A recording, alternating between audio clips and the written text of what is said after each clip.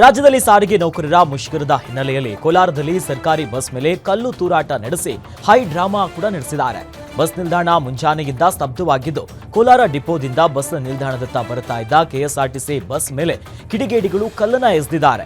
ಈ ಘಟನೆಯಲ್ಲಿ ನಿರ್ವಾಹಕ ಕುಳಿತುಕೊಳ್ಳುವಂತ ಸೀಟಿನ ಪಕ್ಕದ ಗ್ಲಾಸ್ ಸಂಪೂರ್ಣವಾಗಿ ಪುಡಿಪುಡಿಯಾಗಿದೆ. ನಂತರ ಇಲ್ಲಿನ ಅಧಿಕಾರಿಗಳು ಒಂದೆರಡು ಬಸ್ಗಳನ್ನ ನಿಲ್ದಾಣಕ್ಕೆ ಕಳಿಸಿದ್ರು. ಬಸ್ ನಿಲ್ದಾಣಕ್ಕೆ ಬರ್ತಿದ್ದಂತೆ ಕಿಡಿಗೇಡಿಯಿಂದ ಬಸ್ ಮೇಲೆ ಕಲ್ಲು ತೂರಾಟ ಆಗಿದೆ. ಈ ಸಂಬಂಧ ಕೆಎಸ್ಆರ್ಟಿಸಿ ಅಧಿಕಾರಿಗಳು ಕಲ್ಲು ಎಸೆತ ಕುರಿತಂತೆ ಪ್ರಕರಣವನ್ನ ದಾಖಲಿಸಿದ್ದಾರೆ. ಇನ್ನು ಸ್ಥಳಕ್ಕೆ ಎಸ್ಪಿ ನಿಖಿಲ್ ಆಗಮಿಸಿ ಪರಿಶೀಲನೆಯನ್ನು ನಡೆಸಿದ್ದಾರೆ.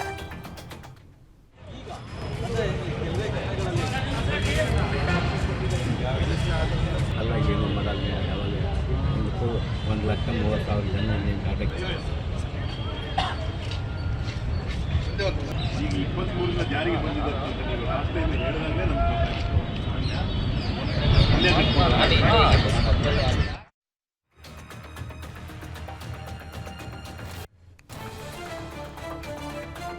ರಾಜ್ಯಾದ್ಯಂತ ಸಾರಿಗೆ ನೌಕರರ ಮುಷ್ಕರದ ಹಿನ್ನೆಲೆಯಲ್ಲಿ ಬಳ್ಳಾರಿಯಲ್ಲಿ ಆರ್ಟಿಒ ಅಧಿಕಾರಿ ಶ್ರೀನಿವಾಸ್ ಗಿರಿ ಸ್ವತಃ ಫೀಲ್ಡ್ಗಿಳಿದಿದ್ರು.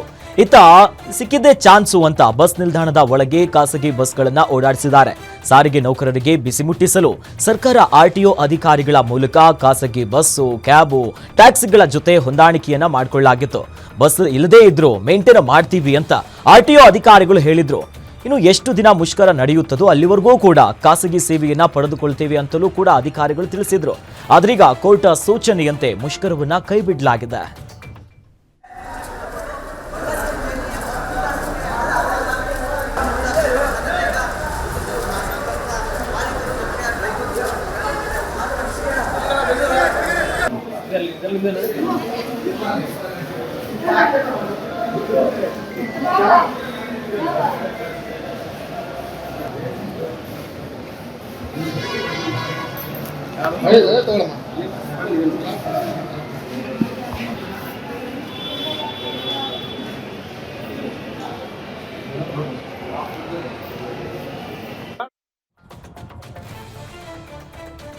ವೇತನ ಪರಿಷ್ಕರಣೆ ಸೇರಿದಂತೆ ವಿವಿಧ ಬೇಡಿಕೆಗಳ ಈಡೇರಿಕೆಗೆ ಆಗ್ರಹಿಸಿ ರಾಜ್ಯ ಸಾರಿಗೆ ನೌಕರರು ಮಂಗಳವಾರ ಕರೆ ನೀಡಿದ ಮುಷ್ಕರದ ಹಿನ್ನೆಲೆಯಲ್ಲಿ ಸಾರಿಗೆ ಬಸ್ ಸಂಚಾರದಲ್ಲಿ ವ್ಯತ್ಯಾಸ ಆಗಿದೆ. ಹಾಗಾಗಿ ಕಲಬುರಗಿ ನಗರ ಸೇರಿದಂತೆ ವಿವಿಧ ತಾಲೂಕುಗಳಲ್ಲಿ ಬಸ್ ಸಂಚಾರವಿಲ್ಲದೆ ಪ್ರಯಾಣಿಕರು ಪರದಾಡುವಂತಹ ಪರಿಸ್ಥಿತಿ ನಿರ್ಮಾಣ ಆಗಿತ್ತು. ಹೀಗಾಗಿ ಖಾಸಗಿ ಬಸ್ಗಳನ್ನ ನಿಲ್ದಾಣದ ಒಳಗೆ ಕರೆಯಿಸಿ ವಿಜಯಪುರ, ಬೀದರ್ಗೆ ಹೋಗೋದಕ್ಕೆ ಕಾಯ್ತಾ ಇದ್ದಂತ ಪ್ರಯಾಣಿಕರಿಗೆ ಅನುಕೂಲವನ್ನ ಕಲ್ಪಿಸಿದರು. ಸಾರಿಗೆ ನೌಕರರ ಮುಷ್ಕರದ ಹಿನ್ನೆಲೆಯಲ್ಲಿ ತುಮಕೂರಿನಿಂದ ಬೆಂಗಳೂರಿಗೆ ರೈಲು ವ್ಯವಸ್ಥೆಯನ್ನು ಮಾಡಲಾಗಿದೆ. ಬೆಂಗಳೂರಿಗೆ ವಿಶೇಷ ಪ್ಯಾಸೆಂಜರ್ ರೈಲು ಸಂಚಾರ ಇದ್ದು, ನೈಋತ್ಯ ರೈಲ್ವೆ ತುಮಕೂರಿನಿಂದ ರೈಲು ವ್ಯವಸ್ಥೆಯನ್ನು ಮಾಡಿದ್ರು. ಮತ್ತೆ ಬೆಂಗಳೂರಿನಿಂದ ತುಮಕೂರಿಗೂ ಕೂಡ ರೈಲು ಬರಲಿದ್ದು, ಮುಷ್ಕರ ಮುಗಿಯುವವರೆಗೂ ಕೂಡ ಸಾರ್ವಜನಿಕರಿಗೆ ವಿಶೇಷ ರೈಲು ಸಂಚಾರದ ವ್ಯವಸ್ಥೆಯನ್ನ ಮಾಡಲಾಯಿತು.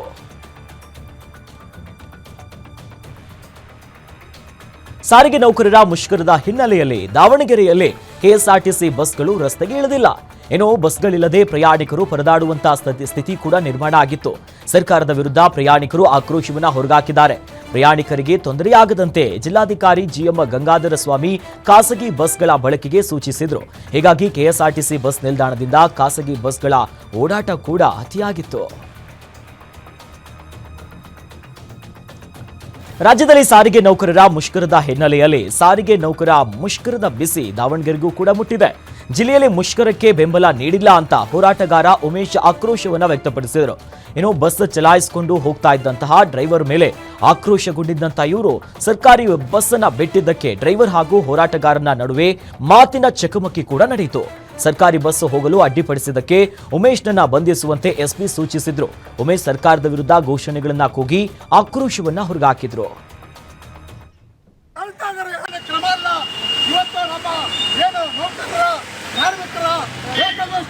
ಸಮಸ್ಯೆಗಳಿದ್ದಾವೆ. ಆ ಸಮಸ್ಯೆಗಳನ್ನ ಕ್ಲಿಯರ್ ಮಾಡಲಿಕ್ಕೆ ಜಿಲ್ಲಾಡಳಿತ ಸರ್ಕಾರ ಮುಂದೆ ಬರಬೇಕು. ಇವತ್ತು ಈ ದೌರ್ಜನ್ಯ ದಬ್ಬಾಳಿಕೆಯನ್ನ ಈ ಸರ್ಕಾರ ಕೂಡಲೇ ಕೈ ಬಿಡಬೇಕು, ಹೋರಾಟವನ್ನ ಮಾಡಬೇಕಾಗ್ತದೆ ಅಂತಕ್ಕಂಥ ಮಾತನ್ನ ಈ ಸಂದರ್ಭದಲ್ಲಿ ನಾವು ಹೇಳಬೇಕಾಗ್ತದೆ. ನಾವು ಯಾವುದೇ ದೌರ್ಜನ್ಯ ದಬ್ಬಾಳಿಕೆ ಮಾಡಲಾರ್ದೇ ಪೊಲೀಸರು ಈ ಕೆಎಸ್ಆರ್ಟಿಸಿ ಆಡಳಿತಕ್ಕೆ ನಮ್ಮನ್ನ ದೌರ್ಜನ್ಯಪೂರ್ವಕವಾಗಿ ತಳ್ತಾ ಇದ್ದಾರೆ, ಎಳ್ಕೊಂಡು ಹೋಗ್ತಾರೆ. ಇದು ಅಕ್ರಮ ಅಪರಾಧ. ಇಂಥ ಒಂದು ದೌರ್ಜನ್ಯವನ್ನ ನಾವು ಹಿಮ್ಮೆಟ್ಟಿಸ್ತೇವೆ.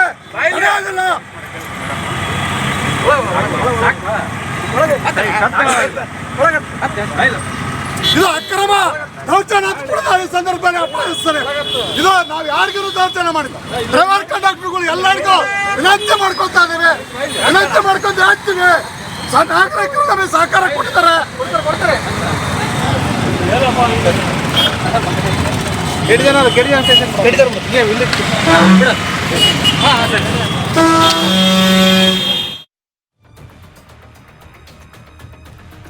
ರಾಜ್ಯದಲ್ಲಿ ಸಾರಿಗೆ ನೌಕರರ ಮುಷ್ಕರದ ಹಿನ್ನೆಲೆಯಲ್ಲಿ ವಿಜಯನಗರಕ್ಕೂ ಸಾರಿಗೆ ನೌಕರರ ಮುಷ್ಕರದ ಬಿಸಿ ಮುಟ್ಟಿದೆ. ಹೈಕೋರ್ಟ್ ಆದೇಶದ ಬೆನ್ನಲ್ಲೇ ಸದ್ಯ ಸಾರಿಗೆ ನೌಕರರ ಮುಷ್ಕರ ಮಾಡಿದ್ದು, ಇನ್ನು ಜಿಲ್ಲಾದ್ಯಂತ ಬೆಳಗ್ಗೆಯಿಂದಲೇ ಬಸ್ ಓಡಾಟದ ಸಂಖ್ಯೆ ಇಳಿಕೆಯಾಗಿತ್ತು. ಇನ್ನು ವಿಜಯನಗರದಲ್ಲಿ ಎಸ್ಪಿ ಅರುಣಾಂಶು ಗಿರಿ ಮಾತನಾಡಿದ ಅವರು, 60% ಬಸ್ ಮಾತ್ರ ರಸ್ತೆಗೆ ಇಳಿದಿವೆ. ಜೊತೆಯಲ್ಲಿ ಜಿಲ್ಲೆಯ ವ್ಯಾಪ್ತಿಯಲ್ಲಿ ಮಾತ್ರ ಬಸ್ಗಳ ಓಡಾಟ ಇದೆ. ಕೆಎಸ್ಆರ್ಟಿಸಿ ಬಸ್ಗಳು ಬೇರೆ ಜಿಲ್ಲೆಗಳಿಗೆ ಹೋಗ್ತಾ ಇಲ್ಲ. ಜಿಲ್ಲೆಯಾದ್ಯಂತ ಪೊಲೀಸ್ ಬಂದೋಬಸ್ತನ್ನು ಒದಗಿಸಲಾಗಿದೆ. 5 ತಾಲೂಕುಗಳ ಡಿಪೋಗಳಲ್ಲೂ ಕೂಡ ಬಿಗಿ ಭದ್ರತೆ ಮತ್ತು ಕಾನೂನು ಸುವ್ಯವಸ್ಥೆಗೆ ಯಾವುದೇ ರೀತಿಯಾದಂತಹ ಧಕ್ಕೆ ತಂದರೂ ಕೂಡ ಕ್ರಮಕ್ಕೆ ನಾವೀಗಾಗಲೇ ಸೂಚಿಸಿದ್ದೇವೆ. ಜೊತೆಯಲ್ಲಿ ರಾಜ್ಯದಲ್ಲಿ ಸಾರಿಗೆ ನೌಕರರ ಮುಷ್ಕರ ಹಿನ್ನೆಲೆಯಲ್ಲಿ ವಿಜಯನಗರಕ್ಕೂ ಈಗ ಸಾರಿಗೆ ಮುಷ್ಕರದ ಬಿಸಿ ತಟ್ಟಿದ್ದು, ಹೈಕೋರ್ಟ್ ಆದೇಶದ ಬೆನ್ನಲ್ಲೇ ಸಾರಿಗೆ ನೌಕರರ ಮುಷ್ಕರ ಜಿಲ್ಲೆಯಾದ್ಯಂತ ಬೆಳಗ್ಗೆಯಿಂದಲೂ ಕೂಡ ಆಗಿದ್ದು, ಜೊತೆಯಲ್ಲಿ 60% ಬಸ್ ಮಾತ್ರ ರಸ್ತೆಗೆ ಇಳಿದಿತ್ತು. ಈ ನಿಟ್ಟಿನಲ್ಲಿ ದೊಡ್ಡ ಮಟ್ಟದ ಸಮಸ್ಯೆ ಕೂಡ ಕಂಡುಬಂದಿತ್ತು. ಇನ್ನು ಡಿಪೋಗಳ ಎಂಡಿ ಜೊತೆ ಕೂಡ ಅಲ್ಲಿ ಒಂದಿಷ್ಟು ಮಾತುಕತೆ ಆಗಿತ್ತು. ಮತ್ತೊಂದು ಕಡೆ ಪೊಲೀಸ್ ಬಂದೋಬಸ್ತನ್ನ ಮಾಡಿದ್ರು. ಇನ್ನು ಈ ಹಿನ್ನೆಲೆಯಲ್ಲಿ ಮಂಡ್ಯ ಜಿಲ್ಲೆಯಲ್ಲೂ ಕೂಡ ಸಾರಿಗೆ ಬಸ್ಗಳ ಸಂಚಾರ ಬಹುತೇಕ ಸಂಪೂರ್ಣವಾಗಿ ಸ್ತಬ್ಧಗೊಂಡಿತ್ತು. ಜಿಲ್ಲೆಯ 7 ಘಟಕಗಳ ಚಾಲಕರು ಹಾಗೂ ನಿರ್ವಾಹಕರು ಅನಿರ್ದಿಷ್ಟಾವಧಿ ಪ್ರತಿಭಟನೆಗೆ ಸಂಪೂರ್ಣ ಬೆಂಬಲವನ್ನು ವ್ಯಕ್ತಪಡಿಸಿದರು. ಬಸ್ ಸಂಚಾರ ಸ್ಥಗಿತಗೊಂಡ ಹಿನ್ನೆಲೆಯಲ್ಲಿ ಪ್ರಯಾಣಿಕರು ತೊಂದರೆಯನ್ನ ಅನುಭವಿಸುವಂತಾಗಿತ್ತು. ಇದರಿಂದಾಗಿ ಸಾರ್ವಜನಿಕರ ಪ್ರಯಾಣಕ್ಕೆ ತೀವ್ರ ತೊಂದರೆ ಉಂಟಾಗಿದ್ದು, ಸಾರಿಗೆ ಬಸ್ಗಳನ್ನೇ ಅವಲಂಬಿಸಿರುವಂತಹ ಜನರು ಕೆಲಸ ಕಾರ್ಯಗಳು, ಶಾಲಾ ಕಾಲೇಜಿಗೆ ಹೋಗೋದಕ್ಕೆ ಬಹಳ ಪರದಾಡುವಂತ ಪರಿಸ್ಥಿತಿ ಕೂಡ ಉಂಟಾಯಿತು. ಸ್ಥಳಕ್ಕೆ ಮಂಡ್ಯದ ಡಿಸಿ, ಎಸ್ಪಿ ಭೇಟಿ ಕೊಟ್ಟು ಪರಿಶೀಲಿಸಿದ್ರು. ಸಾರ್ವಜನಿಕರಿಗೆ ತೊಂದರೆಯಾಗದ ರೀತಿಯಲ್ಲಿ ಕ್ರಮವನ್ನ ಕೈಗೊಂಡರು. ರಾಜ್ಯಾದ್ಯಂತ ಸಾರಿಗೆ ನೌಕರರ ಮುಷ್ಕರ ಹಿನ್ನೆಲೆಯಲ್ಲಿ ಸಾರಿಗೆ ಸಿಬ್ಬಂದಿ ಜೊತೆ ಪ್ರಯಾಣಿಕರ ಕಿರಿಕು ಮಾಡಿಕೊಂಡಿರುವಂತಹ ಒಂದು ಘಟನೆ ರಾಯಚೂರು ನಗರದ ಬಸ್ ನಿಲ್ದಾಣದಲ್ಲಾಗಿದೆ. ಬಸ್ ಬಿಡ್ರಿ ಅಂತ ಪ್ರಯಾಣಿಕರು ಕಿರಿಕನ್ನ ಮಾಡಿದ್ದಾರೆ. ಈ ವೇಳೆ ತಮ್ಮ ನೋವನ್ನ ನೆನೆದು ಕೆಮೆರಾ ಎದುರು ಸಾರಿಗೆ ಸಿಬ್ಬಂದಿ ಕಣ್ಣೀರಿಟ್ರು. ಸಿಎಂ ಸಿದ್ದರಾಮಯ್ಯ ಅವರು ಕೂಡಲೇ ನಮ್ಮ ಬೇಡಿಕೆಗಳನ್ನ ಈಡೇರಿಸದೇ ಇದ್ರೆ ಆತ್ಮಹತ್ಯೆಯನ್ನ ಮಾಡಿಕೊಳ್ಳುವುದಾಗಿ ಎಚ್ಚರಿಕೆಯನ್ನ ಕೊಟ್ಟರು. ರಾಜ್ಯದಲ್ಲಿ ಸಾರಿಗೆ ನೌಕರರ ಮುಷ್ಕರದ ಹಿನ್ನೆಲೆಯಲ್ಲಿ ಯಾದಗಿರಿಯಲ್ಲೂ ಕೂಡ ಕೆಲ ಸಾರಿಗೆ ನೌಕರರು ಪ್ರತಿಭಟನೆಯನ್ನು ನಡೆಸಿದ್ದಾರೆ.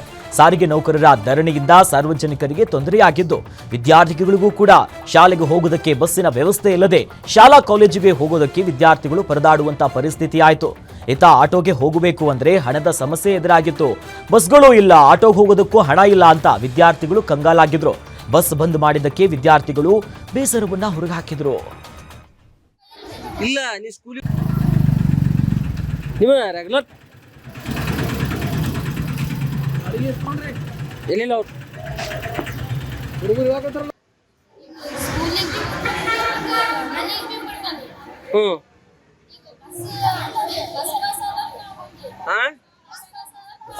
ಬಸ್ ಪಾಸ್ ಅಂತ ಬಂದಿರಿ. ನೀವು ನಾಷ್ಟ ಮಾಡಿ ಬಂದಿರಪ್ಪಿ? ನೀವು ನಾಷ್ಟ ತೊಗೊಂಬಂದಿರ? ನಾಷ್ಟ ಮನೆಯಿಂದ ನಾಷ್ಟ ಎಲ್ಲಿ ಮಾಡ್ತೀರಿ? ಇಲ್ಲ ನೀ ಸ್ಕೂಲಿಗೆ ಹೋದ್ರೆ ಸ್ಕೂಲಾಗ ಮಾಡ್ತೀರ, ಅಲ್ಲಿ ಮಧ್ಯಾಹ್ನ ಊಟ ಕೊಡ್ತೀರಲ್ಲ, ಬೆಳಿಗ್ಗೆ ಕೊಡ್ತೀರಾ? ಈಗ ನಿಮ್ಮ ಊಟದ್ವೇ ಇರೋಣದ ದುಡ್ಡು